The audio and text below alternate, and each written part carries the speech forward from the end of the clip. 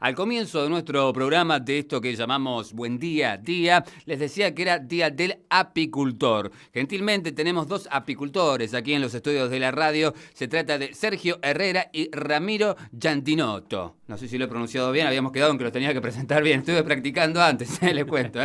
Feliz día, ¿cómo están? Buenos días, sí, gracias por invitarnos. No, por favor, gracias a ustedes por acercarse. Muchísimas gracias por la salutación del día y Y gracias bueno, a ustedes por invitar. Y en nombre suyo también saludar a todos los apicultores de San Rafael. No tengo idea si hay muchos o no, por ahí ustedes pueden contarnos qué número tenemos aquí en la ciudad de San Rafael de apicultores. En San Rafael es la provincia que más apicultores tiene.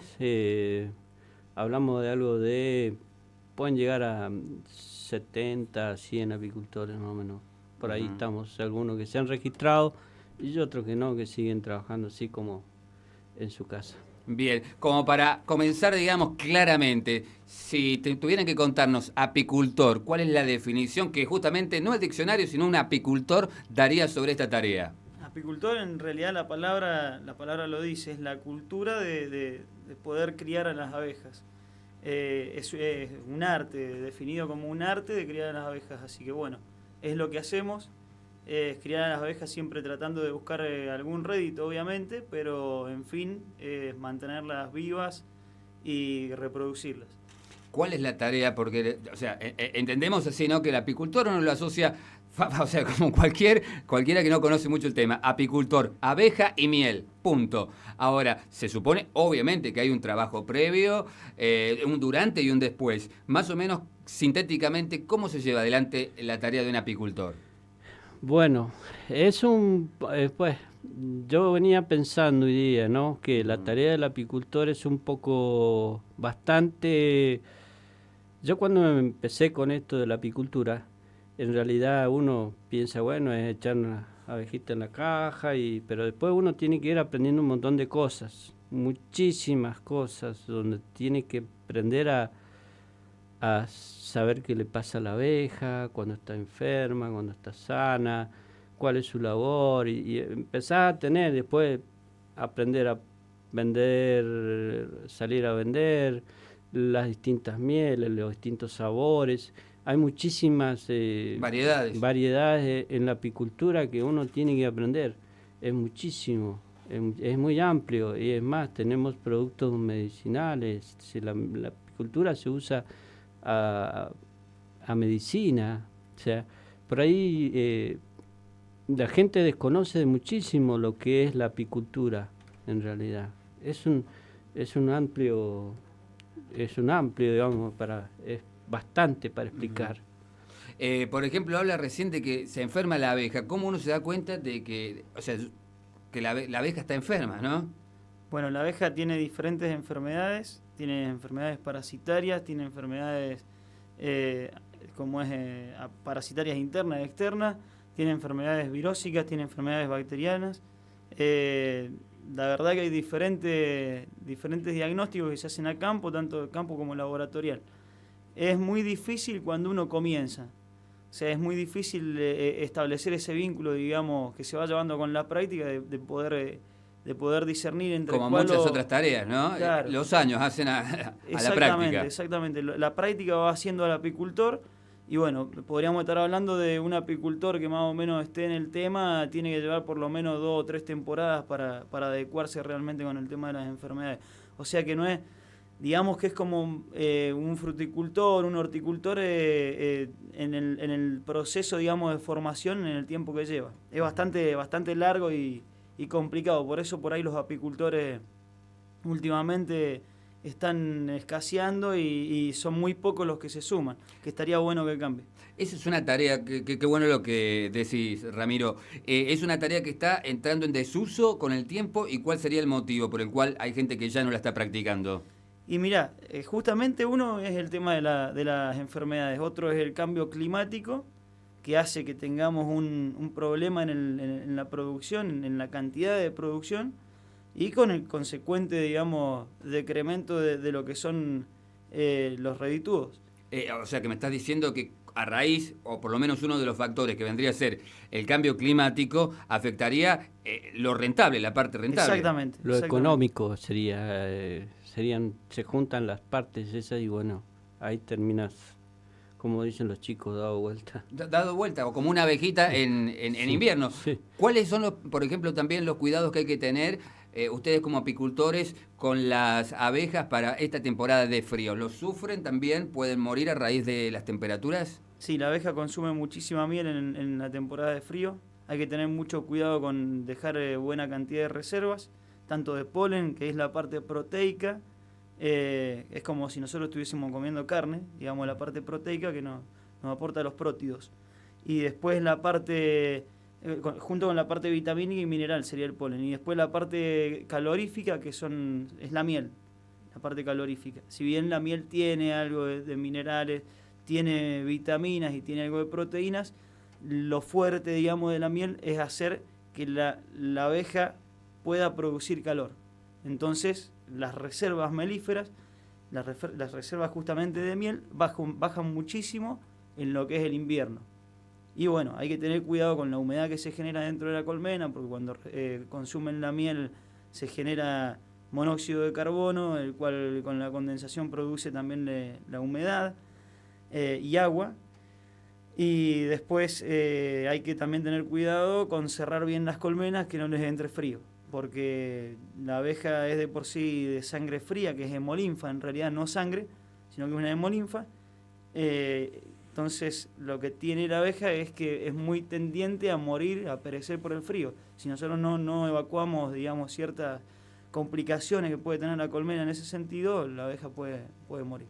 ¿Cuál es la importancia de la abeja en nuestro sistema, no? O sea, ¿qué pasaría si un día, por el cambio climático, por el motivo que fuere, nos quedamos sin abejas?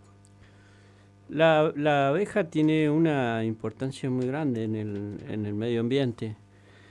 La abejita va trasladando a veces hay trabajos que a veces los hace el viento, a veces los hacen otros bichitos, y la abeja cumple una función muy muy completa, que va de flor en flor sacando néctar y llevando polen en cada planta, y entonces hace eso que la producción, digamos, ya a un productor de ciruela llevando abejas que le polinice, le es más rentable, porque la abeja toma el trabajo de fecundar las florcitas de cada planta.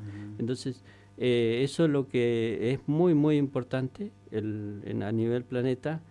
La abeja es como digamos así como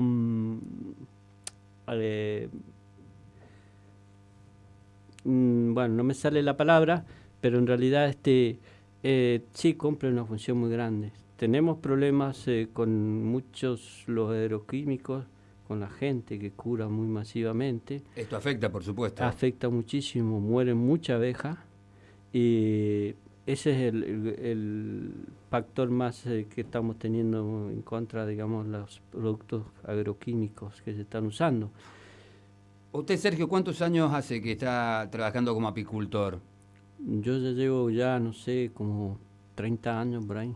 Ah, bueno. Entonces, tranquilamente puedo hacerle la siguiente pregunta.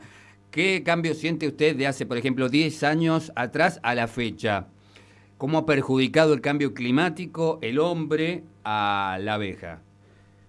¿Cómo le ha afectado el efecto, digamos, de estos 10 años? Sí. Sí, se ha notado muchísimo. Eso, bueno, Alberto. Ramiro recién estaba diciendo que los efectos climáticos nos están perjudicando muchísimo, y la abeja está teniendo muchos problemas. O sea, recauda el polen que recauda a veces no es sano, no es bien. Hay muchísimas cosas que se van, y entonces la abeja muere intoxicada. Entonces cuando esa comida es débil en una colmena, la población de la abeja es mínima, y entonces no hay muchísimos problemas en los efectos climáticos que nos están afectando hoy día.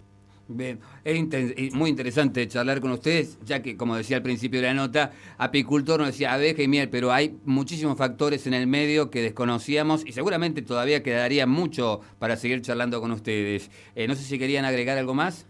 Sí, el tema que hablaba Sergio, del tema del polen, el polen por ahí se suele contaminar con los agroquímicos, ¿no? Bueno, estamos en un lugar que hay mucho frutal, por ahí se cura además y bueno. pasan ciertos problemas que puede llegar a haber mortandad de abejas.